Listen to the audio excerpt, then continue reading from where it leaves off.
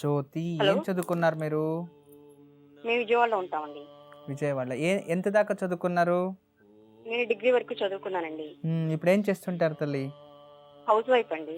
Okay, home maker. బాగుంది తల్లి. జన్మజాతకం 6వ స్థానం చూపిస్తూ ఉంది. హ్మ్. ఆరోగ్య స్థానం చూపిస్తుంది. ఆర్థిక పరిస్థితిని చూపిస్తుంది. ఏం ప్రశ్న అడగాలి తల్లి మీరు? ఆర్థికంగా డెవలప్మెంట్ లేదు. మ్మ్. భర్త ఏం పని చేస్తారు? ట్రాలీ బిజినెస్ అండి. ఓకే తల్లి. పెళ్ళై ఎన్ని సంవత్సరాలయా? 12 సంవత్సరాలు అయిందండి. 12 ఇయర్స్. 12 ఇయర్స్ అయిందండి. Okay okay.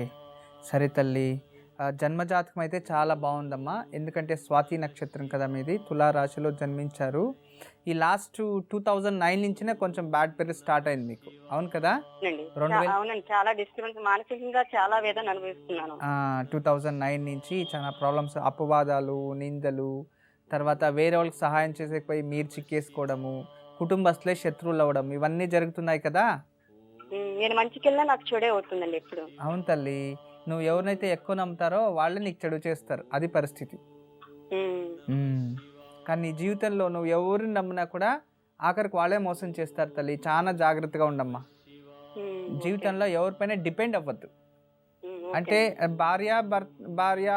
భర్త పిల్లలు వీళ్ళంతా వీళ్ళపైన డిపెండ్ అవ్వ, వేరే వాళ్ళు ఎవరే కానీ డిపెండ్ అయినా కూడా వాళ్ళ నుంచి నీకు ప్రాబ్లం వస్తుంది అని అర్థం.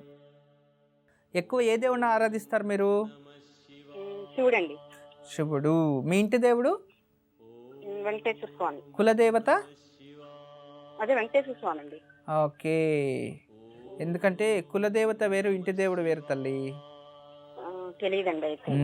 ఎందుకో కులదేవత ఉంటుంది, విచారించండి. మీ కులానికి ఒక దేవత ఉంటుంది, ఎప్పుడు అంతే. ధర్మానికి ధర్మదేవత అంటాం, కులదానికి కులదేవత అంటాం. కులానికి ద్రోహం చేస్తే కులదేవత శాపం, ధర్మానికి ద్రోహం చేస్తే ధర్మదేవత శాపం. ఇలా ఉంటాయన్నమాట. కులదేవత శాపం వస్తుంది అని. అలా కులదేవతది మీకు కొంచెం తాపత్రయాలు ఉన్నాయి. మీరు మీ భర్త ఎన్నో కొడుకు వాళ్ళ నాన్నకి? రెండో కొడుకు. ఓకే. మానసిక ప్రశాంతత కోసం, లక్ష్మీ అభివృద్ధి కోసం నేను కొన్ని పరిహారాలు చెప్తాను, అది చేయండి. ప్రతి శుక్రవారం ఇంట్లో ఒక కలశం నిలబెట్టి, మీ వంశంలో మీ కుటుంబంలో కలశం పెడతారా ఇంట్లో? అంటే శ్రావణ శుక్రవారం అప్పుడు వ్రతం నోచుకుంటాం కదండి, ఆ టైంలో కానీ ప్రతి శుక్రవారం పెట్టారు దేవుడి గదిలో? పెట్టమండి. ఇక నుండి మీరు ఒక 16 శుక్రవారాలు కంపల్సరీ, ప్రతి శుక్రవారం కలశం పెట్టి దానికి రోజు పూజ చేసి గురువారం విసర్జన చేయాలి సాయంత్రం, మళ్ళీ శుక్రవారం ఉదయం పెట్టాలి. ఇలా ఒక 16 శుక్రవారాలు చేసుకొని, ఈ 16 శుక్రవారాలు ఉదయము సాయంత్రం కూడా కనకదార స్తోత్రం చదువుకుంటూ ఉండండి. ప్రతి శుక్రవారం గోమాతకి ఏదైనా తినబెట్టి 5 ప్రదక్షిణలు చేయండి. ఇలా చక్కగా ఒక 16 వారాలు చేసుకుంటే తల్లి లక్ష్మీ అనుగ్రహం ప్రాప్తిస్తుంది. జాతకంలో ఉన్న దారిద్ర్య దోషం దూరం అవుతుంది. అన్ని శుభం జరుగుతుంది తల్లి. ఎప్పుడు ఆ దేవి అనుగ్రహం, పరమేశ్వర ఆశీస్సులు మీ కుటుంబపై ఉన్నాయమ్మా. నమస్తే అమ్మా. అలాంటి వాళ్ళది నిజమైన ప్రేమ కాదు, అది వ్యామోహం. ఎగ్జాక్ట్లీ చిన్నత్త, నిజంగా ప్రేమించుకున్న వాళ్ళు అలా చేయరు. ఎంత మనసు విరిగిపోతే కన్న కూతుర్ని పట్టుకొని మా దృష్టిలో చచ్చిపోయా ఉంటుందా తల్లి? అది సరే అమ్మా, తన కూతురుతో తన మాట అనేటప్పుడు ఆమె మాటల్లో వ్యథ, కళ్ళల్లో బాధ గమనించావమ్మా? పెద్దబాబుకు బర్త్డే విషెస్ చెప్పు కూడా వెళ్ళాం కదా.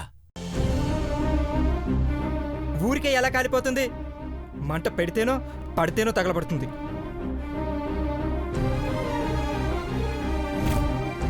కరెక్ట్ చిన్నబాబు, నీకొచ్చినట్టే నాకు డౌట్ వచ్చింది. పార్వతే షర్టును తగలబెట్టిందనుకుంటా.